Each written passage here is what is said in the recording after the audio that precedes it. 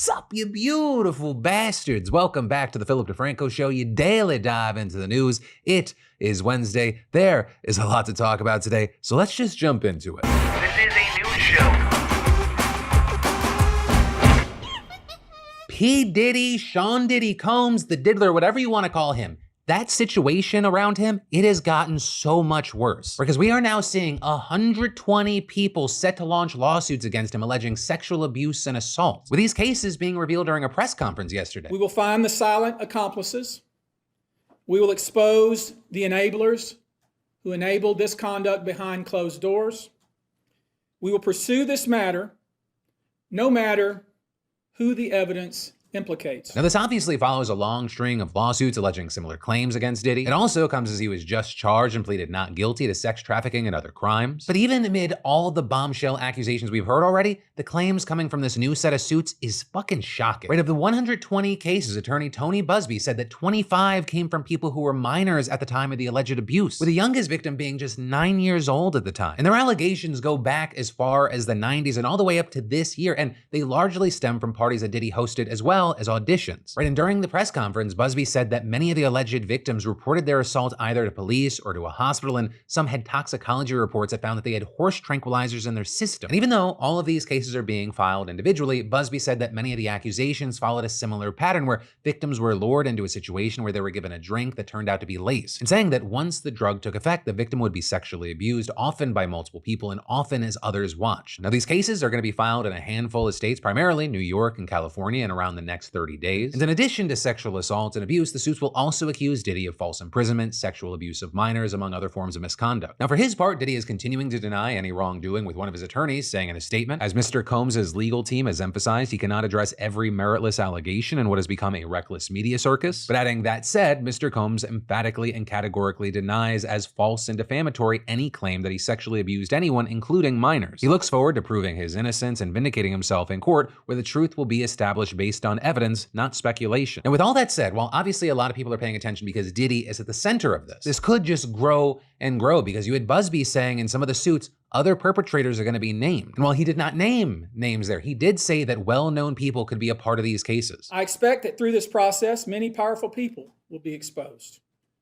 Many dirty secrets will be revealed. But the names that we're going to name, assuming that our investigators confirm and corroborate what we've been told, are names that will shock you. You know, he is not the first person in recent days to suggest that public figures could come down as part of all the claims against Diddy. Because, for example, another lawyer representing one of his alleged victims said she was contacted about an explicit video featuring Diddy and another high-profile person, with the lawyer saying she was contacted to represent someone in the sale of said video, which she declined, but regarding the contents of it, she told News Nation. There already have been tapes leaking around Hollywood, being shopped around to individuals in Hollywood, but one particular person contacted me to shop a particular video they were in possession of, and to contact the person who was in the video to see if they were interested in purchasing the video before it became a public knowledge. I've heard Mr. Combs was in the tape, and this other person is, I would venture to say, more high profile than Mr. Combs. With her then adding that she has seen stills of the video and it is pornographic in nature, but it also doesn't look like this unnamed person was aware they were being filmed. Right, and all of this just fueling more and more speculation about who witnessed or enabled Diddy's behavior. You know, if any of these cases keep moving forward, it does seem like we could find out at some point down the line. But as far as where things stand for Diddy at this current moment, he is currently being held in the Metropolitan Detention Center in New York, but his lawyers filed an appeal this week seeking his release, or with them aiming to overturn a previous ruling that denied him bail, but we're gonna have to wait to see what happens. But then we gotta talk about last night's vice presidential debate, an event described as unusually normal, which it was in the scope of the last 8 years. Like Vance and Walz, who, by the way, fantastic makeup artists. They both had a little morning glow glam on. They were cordial and friendly with one another. They actively said they agreed with one another on certain things. They basically never attacked one another personally and barely even politically, instead reserving their shots for Trump and Harris. And I'll be honest, I was kind of shocked when I saw the post-debate polls. Because like I said yesterday, before the debate happened, like Walz has a reputation for not being a strong debater. He was definitely a bit bit wobbly, faltering at times, stumbling over his words, with easily his weakest moment being about him responding about his time in China, because Walz has previously said that he was in Hong Kong during the Tiananmen Square protests in the spring of 1989, but recent reports have shown that he actually didn't travel there until later that summer. And so when he was asked about this discrepancy, he just gave this weird word salad, where he starts talking about his experiences growing up and joining the National Guard at 17, and then saying, my first year out, I got the opportunity in the summer of '89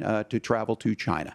35 years ago, be able to do that. with him then going on to outline some of the work that he's done for his community, saying they know who he is and they repeatedly elected him as a congressman and governor, and then adding, I've tried to do the best I can, but I've not been perfect. And I'm a knucklehead at times, but it's always been about that. So look, my commitment has been from the beginning to make sure that I'm there for the people, to make sure that I get this right. I will say more than anything, many times I will talk a lot. I will get caught up in the rhetoric.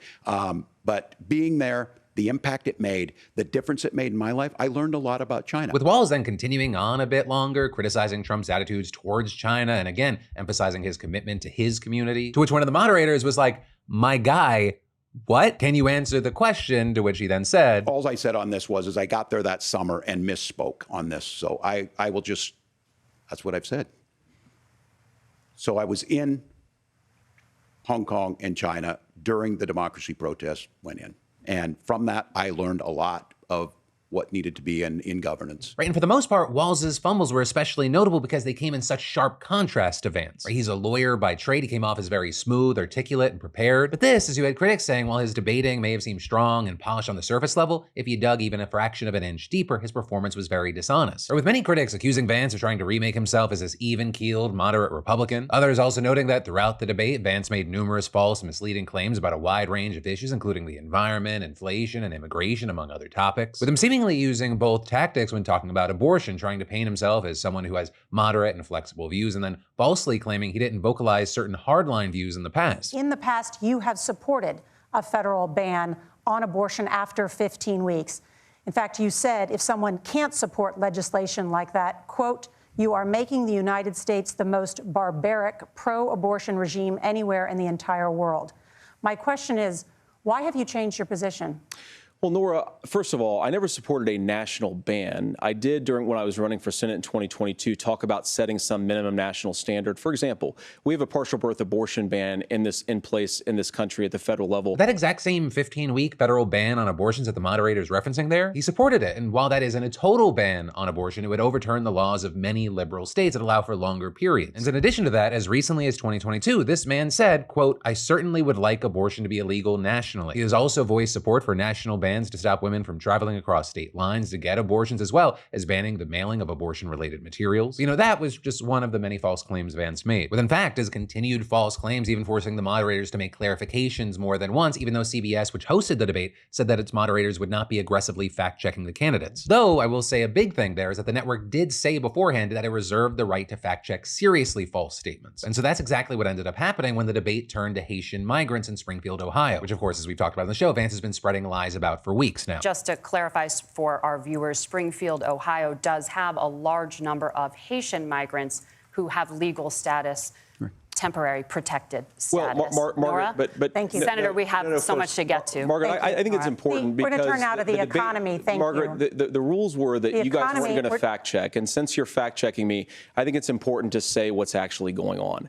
So there's an application called the CBP One app, where you can go on as an illegal migrant, apply for asylum or apply for parole, and be granted legal status at the wave of a Kamala Harris open border wand. That is not a person coming in, applying for a green card and waiting for 10 years. That Thank is you, the Senator. facilitation of illegal immigration, Margaret, by Thank our you, own Senator, for leadership. describing the legal process. laws- We have Kamala so much Harris to get opened up to, that Senator. pathway. Those We have laws so have been on much. the books since 1990. Thank you, gentlemen. The we CBP want to One have, app has not been on the books since 1990. It's something that Kamala Harris created, Margaret. gentlemen, the audience can't hear you because your mics are cut.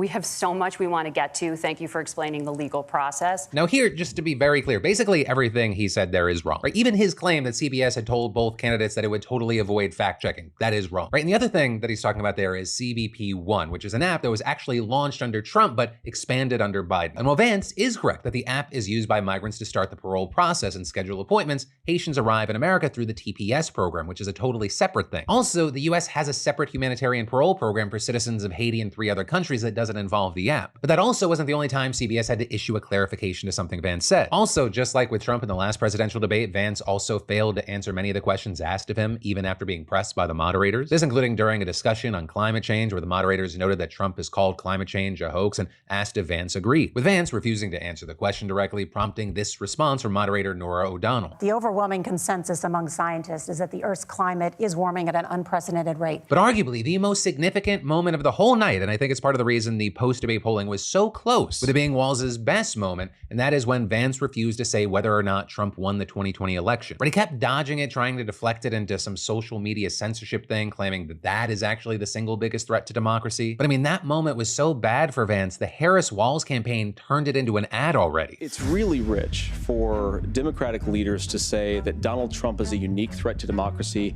when he peacefully gave over power. He is still saying he didn't lose the election. I would just ask that. Did he lose the 2020 election? Tim, I'm focused on the future. That is a damning non-answer.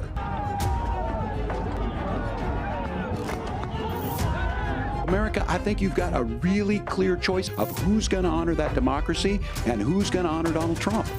Right, and on the stage in that moment, Walz segued into this powerful moment. Look, when Mike Pence made that decision to certify that election, that's why Mike Pence isn't on this stage.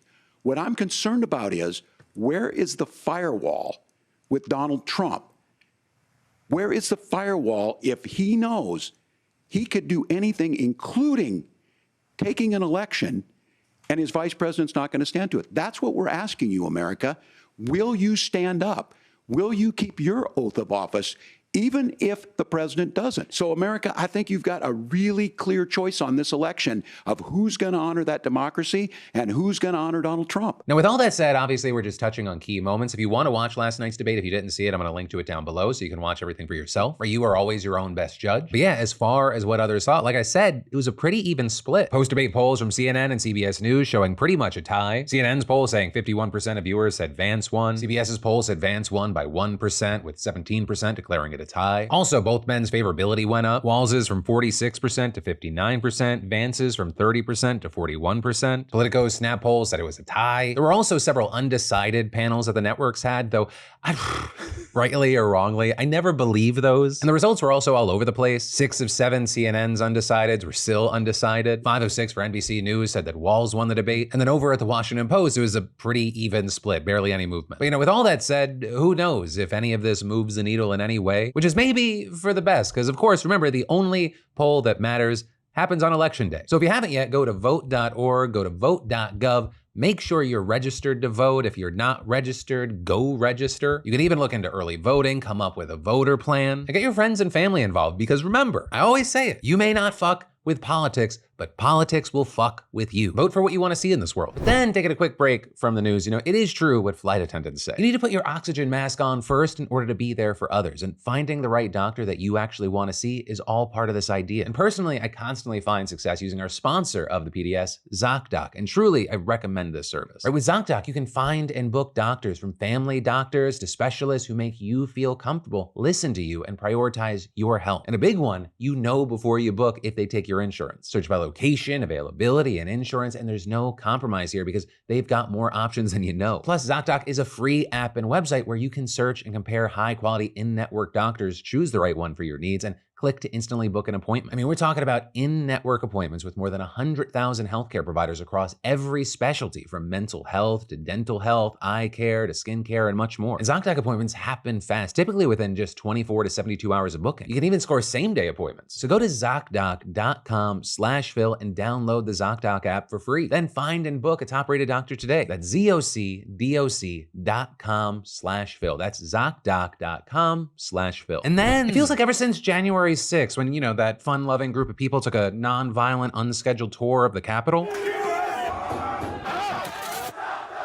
that American politics have seemingly become more violent. And according to newly unveiled charges from the DOJ, William Robert Braddock III was just leaning right into it. See, back in 2021, Braddock was running against now Representative Anna Paulina Luna in a Florida primary, and he wanted to make sure that he'd win by threatening to, quote, call up my Russian-Ukrainian hit squad to kill her. And that is actually just one of the threats that he made against her. In June of that year, Braddock had a phone call with Aaron Olszewski, an acquaintance of Luna's that secretly recorded the call. And during that call, Braddock was concerned about an upcoming poll, and he threatened that if he wasn't ahead, he'd need to sacrifice Luna. And that wasn't some weird metaphor either, right? He wasn't saying, I'm gonna throw her under the bus. According to court documents, Braddock then allegedly said, I will be the next congressman for this district. Period. End of discussion. I really don't want to have to end anybody's life for the good of the people of the United States of America, because it'll break my heart. But if it needs to be done, it needs to be done. With him then advising this acquaintance to stay away from Luna or she might get caught in the crossfire, saying that she shouldn't be on the wrong side of supporting Luna because if you're near her when time comes, I just don't want that to happen to you. You've got kids, so don't be associated with Luna under any circumstances, please. With him then apparently making similar threats to many people who knew Luna, to the point that she was getting texts from multiple people warning her about how unhinged Braddock was. And so understandably, Luna sought a restraining order against Braddock back in September of 2021. But despite knowing at the time some of these details, a judge ultimately dismissed the case after a 3-month temporary one. So the judge also wasn't happy about it, saying to Braddock, in no way does me following the law condone anything you have done in this case. But this recent indictment, it shows that 1, the feds are taking his statements very, very seriously, as well as 2, it highlights what he did afterwards to dodge justice. Right back then, he originally denied all the allegations and claimed they were politically motivated. However, he then quickly left the United States and was discovered to be residing in the Philippines. And that's actually where things stayed for a while until he was deported from there and sent back to the US. Right, with that being when he was slapped with this indictment, which is for 1 count of interstate transmission of a true threat to injure another person. While that could land him behind bars for 5 years,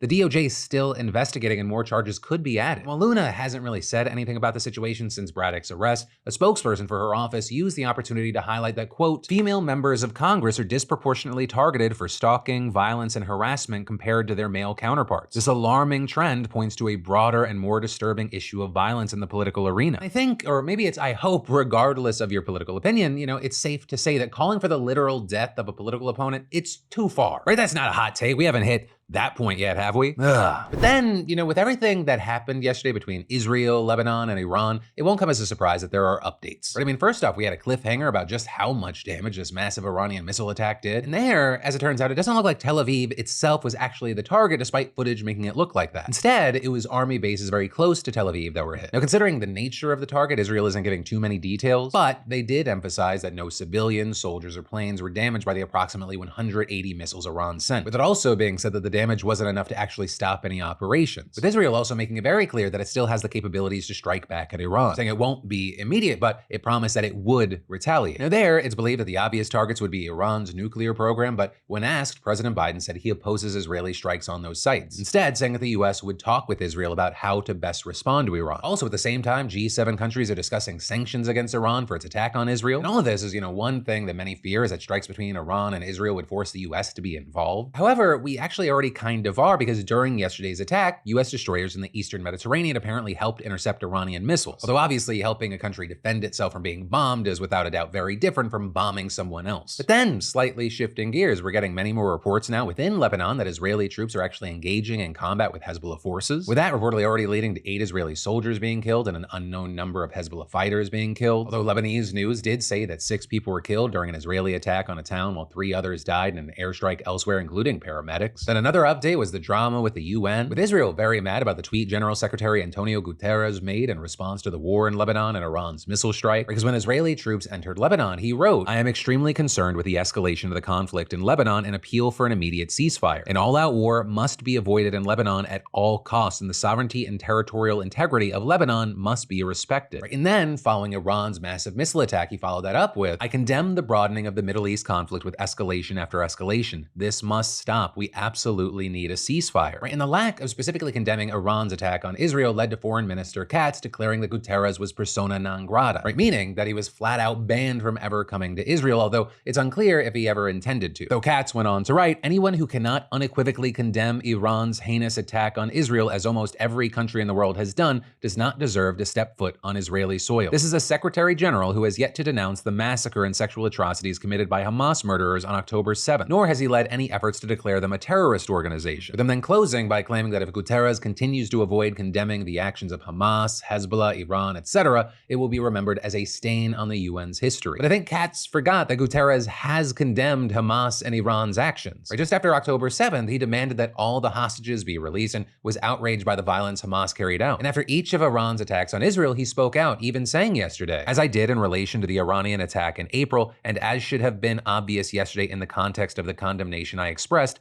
I again strongly condemn yesterday's massive missile attack by Iran on Israel. These attacks, paradoxically, do nothing to support the cause of the Palestinian people or reduce their suffering. And all of this coming as Jewish people around the world start their new year with Rosh Hashanah tonight. With, as of recording, Prime Minister Benjamin Netanyahu being relatively quiet about the occasion, only tweeting, "It will be a year of total victory. Happy New Year to the people of Israel." But for now, that is where we are, and we'll have to wait to see what happens from here. But then, so you know how private colleges and universities, they give special consideration to people who apply that had family or other connections to the school? They call them legacies or legacy admissions. Well, in 2025, California is banning that. And also, the reason we're only talking about private institutions is actually because public universities in California banned legacy preferences decades ago. But still, with this new law, I mean, you're talking about a massive shakeup in admissions at some of the most selective institutions in the nation. Right? Stanford and USC, for example, in those schools have both reported admitting roughly 14% of students, at least in part based on legacy or donor connections. Which, you know, of course, critics have been saying for so long that it's just not fair, saying that it's helping students who really already have enough going for them. With it also being noted that students who are admitted with legacy preferences are much more likely to be white and wealthy than other applicants. Now that said, the counter argument is that legacy admissions play a major role in fundraising efforts that benefit all students, or with the argument being that in exchange for offering special consideration for descendants of alumni, the school gets some money to build a new library or subsidize tuition for less well-off students. Though notably, there are schools like Johns Hopkins University have started phasing out legacy preferences on their own, with the school's current president telling the Times that it's given them, quote, more space and opportunity to recruit a broader array of talented students. And so with that, the percentage of first-generation or limited income students rose from around 16% to almost 31%. And then also, besides individual schools, there's a trend of states tackling this issue as well. Right? I mean, just this year, Illinois and Virginia banned legacy preferences at public universities and colleges. And in Maryland, they actually banned legacy preferences at all universities. And in fact, all of this may have something to do with the Supreme Court's decision striking down affirmative action. Right? Because that got everyone taking a closer look at the process in the case. However you feel about it, it actually shed a light on the extent to which legacy status has played a role in admissions at elite universities. And in fact, the guy that wrote the California bill, he attributed it getting passed to the affirmative action ruling. Though notably, I mean, he's been advocating for the end of legacy admissions in the state since the 2019 scandal involving all those rich and famous people who were cheating their kids into college. But all that said, right, in any case, it is still an uphill battle. Right? We've seen proposed bans in Minnesota, Massachusetts, New York, and Connecticut all falling apart this year after opposition from Ivy League schools and associations of colleges. But really, that's not going to stop the advocates that are pushing for them. And it's going to be very interesting to see if a state like California passing a ban like this has any effect nationwide. But then, in wild international news, I mean, we got to talk about how US sanctions may actually be a part of the reason that an award-winning journalist was just arrested in Cambodia. And so I want you to meet Mek Dara. He's most well known for reporting on human trafficking and online scam operations. And if you haven't heard, many of these scammers, they're often victims themselves. Or we're often talking about people who are tricked into signing up for what they think are legitimate jobs, but then they find themselves in tightly guarded compounds being forced to work. And with that, the State Department actually recognized Mek for his work last year, with Secretary of State Tony Blinken even presenting the award to him. And since then, he has not slowed down, with him very notably documenting links between scam center trafficking and one of the richest men in Cambodia, who also happens to be a senator and personal advisor to the Prime Minister, which is why it seemed like no coincidence when last month the US actually issued sanctions against this guy for, quote, serious human rights abuse related to the treatment of trafficked workers subjected to forced labor in online scam centers. And a key thing here, Jake Sims, who's a founding partner in a global coalition fighting organized cybercrime in Southeast Asia, he says that the sanctions were the most meaningful policy action taken by any government since the global scamming phenomenon started several years ago. But the thing is, while that seems like a good thing, it also pissed off some of the most powerful people in Cambodia. And Mek, he was an easy target. With that bringing us to this week, when he was reportedly dragged out of a car by police as he was returning from a family trip with his parents and others, and then being sent to pre-trial detention on the charge of, quote, incitement to provoke serious social chaos. And I mean, that's a charge that carries a maximum jail term of 2 years. Now, with all that, of course, they didn't just come out and say that it was because of his reporting and the sanctions it led to. Instead, they pointed to now deleted photos that he shared on Facebook seeming to show some sort of digging or destruction near a sacred mountain in the southeastern part of the country, with the local government claiming the photos were fake and accusing him of incitement inciting all Cambodians across the country to be confused about the loss of the mountain. But of course, you have people like Sims saying the arrest certainly implies that some of the most powerful people in the country feel threatened by the work that he's doing. With Sims also saying about Beck that he was effectively one of the last independent journalists working in Cambodia. And I mean, just looking at his resume, you can see why that is. Right? He previously worked for a paper called the Cambodia Daily, which shut down in 2017 because of government pressure. So then he goes to another newspaper, where that one gets taken over by a government-friendly businessman in 2018. And so finally, he worked for a radio station called Voice of Democracy, but that was shut down last year. And so since then, he's been using social media to share his work, as well as working with international media. But now, obviously, that's just led to the government targeting him directly. And while everyone from the US government to NGOs in and outside of Cambodia are calling for his release, right now we're gonna have to wait to see if that pressure actually does anything. But then, just taking a quick break, it is officially October, which means that over at Beautiful Bastard, we have our big spooky drop coming. And since we sold out of some of our sizes from our badass September collection,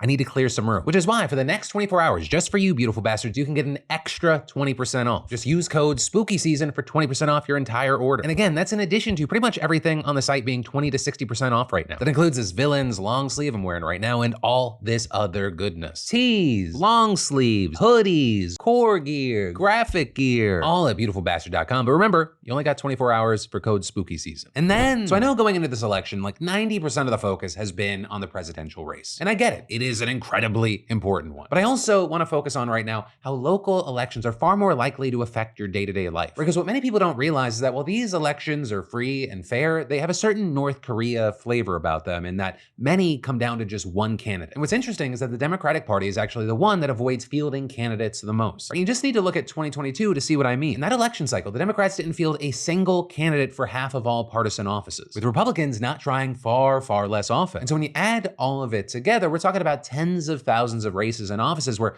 voters had just a single choice, which can feel undemocratic. Though the number might actually be bigger, because the reality is that there's no single database that contains every possible local election. We just know what multiple studies have come to. And that's also backed up by Ballotpedia, which states that on average, 58% of every election it follows has just a single candidate. And that's the average, right? As of August 2024, the year-to-date number is actually far worse, with 75% of all races being uncontested. And there, having less competition at the ballot box, it can affect voters more than they realize. But it's often not just, oh, we don't have a choice and there's some abstract idealization about what a democracy means. But candidates who don't run against opposition are far less likely to actually be involved in their offices. Or they cast fewer votes and introduce less legislation because the only real recourse voters have against them at the ballot box, it doesn't actually work. And then on top of that, single choice elections, it represses voter turnout, right? Because for many, it feels like, oh, well, my vote's not gonna make a difference. There's literally one fucking option. But the reality is that ballots often have far more things on them than just a single big name office. Though also, to be clear, this is an issue that does affect major offices. Like here in Georgia, for example, 3 out of 4 of the state's Supreme Court justices being voted in are running uncontested. And this is there's often other smaller offices and initiatives on the ballots where their votes do matter. And so one of the questions with this is, well, why does it happen? Here, there are a few reasons ranging from partisan gerrymandering to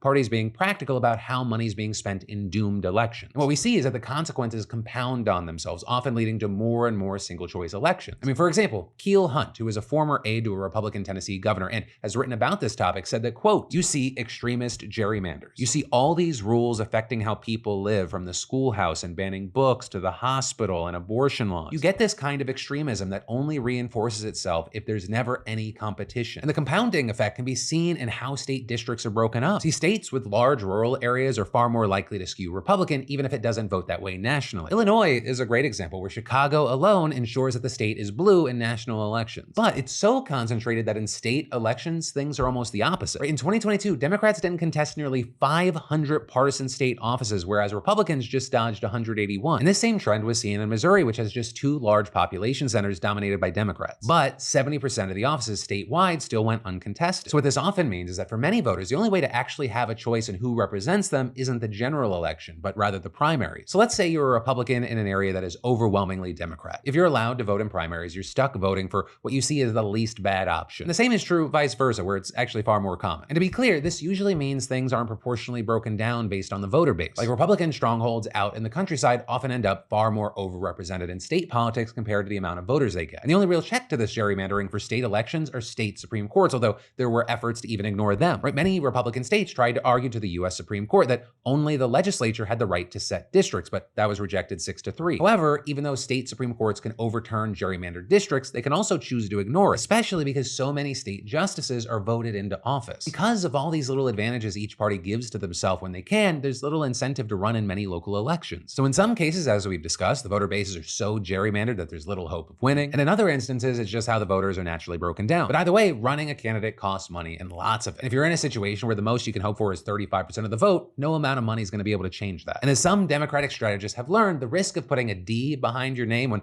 running for office can also mean huge personal repercussions in small communities, like losing a job, which then further puts pressure on people to not even try. And the unfortunate reality is right now, there doesn't seem to be a good solution at this point for many local elections. So I guess my question is, what would you do with this dead bird that I've laid at your feet? Is it fixable or is it doomed? But then finally today, let's end with a congratulations and let's talk about yesterday. Starting with a congratulations to Christina B., the SeatGeek prize winner who just won $500 in our weekly SeatGeek giveaway towards her choice of SeatGeek tickets. With Christina saying she's planning on taking her fiance to a rock concert. But for everyone else, that's right, SeatGeek and the Daily Dip are still giving away up to $1,000 in tickets, and you should definitely enter today if you haven't. Just add code PDS to your SeatGeek app profile for a chance at the weekly $500 prize, no purchase necessary. And $1,000 prizes are available to Daily Dip subscribers who add code PDS newsletter, doubling entries and winnings. So if you haven't already, just get in on that. It's a win-win. But then finally, as promised, let's talk about yesterday. Starting with there just being so many comments about the abortion refusal story out of California. Right, with Batcat saying, quote, "You're not in enough danger for us to help," is a wild thing to say to someone in the same breath as you tell them they're dying. With Studio Wolf more specifically quoting, "Your life isn't at enough of a risk, but if you drive less than 5 hours, you'll die." What? Some also talking about abortion in general, with one popular comment reading, "I'm trying to understand who exactly ends up benefiting from abortion being made illegal. Literally every state which has had abortion on a ballot has voted overwhelmingly in favor of legalizing abortion. It doesn't directly impact the bodies of 50% of the country's population who are male. Most eligible childbearing aged adults are overwhelmingly in favor of legalization. There are no benefits for pharmaceutical or medical corporations who might be lobbying to ban them. Most of the country has had the infrastructure in place to perform the procedures for decades now, and the stigma has been greatly diminished over the past 50 plus years. Who still wants to ban it, and how do they hold so much power?" But then people replying with two different reactions. Some saying the ego of certain religious groups, that's it. But then others saying because with the dropping birth rate, it is in the interest of the capitalist economy to have not only enough new consumers born to replace old ones, but increasing population, which is more spending. So on the note of religion, you had Morgan versus the internet saying hospitals shouldn't be allowed to deny women life-saving healthcare. If you want to be a religious institution, open a church. And while many agreed, you had some pushing back saying the fact is that if religious institutions didn't open hospitals, there are a lot of places that would not have any hospitals. With then to end on a lighter thing that people were talking about in the comments. One, I was happy to see a good number of people excited about the DeFranco Book Club, which like I mentioned yesterday, I'm launching with 2 books just because it's the launch month. You can find and get those at DeFrancoBookClub.com. Also, you can always go there in the future for each additional book that comes out every month, but also a good comment worth sharing. Fearless Hobo wrote, "As an aside to Philip doing the book club, please remember if you don't have the money to get a book, visit your local library. They really need our support and patronage." And to add on to that, there's actually an app for your phone called Libby that you can get. For some libraries, you'll need to go in person. Others, you can actually do it all online. But yeah, honestly, whatever gets a good book in your hand or a good book in your ears, I think that's a win. It's just good in general, and honestly, I think we all need an escape now and then. But that's the end of today's show. Thank you so much for watching. For more news that YouTube thinks you're interested in, you can click or tap right here. Also, if you want to get a fantastic deal on one of the best shirts you'll ever wear in your entire life, you can click right here, get something over at beautifulbastard.com. It also helps support the show. Thanks again. I love yo faces, and I'll see you right back here tomorrow.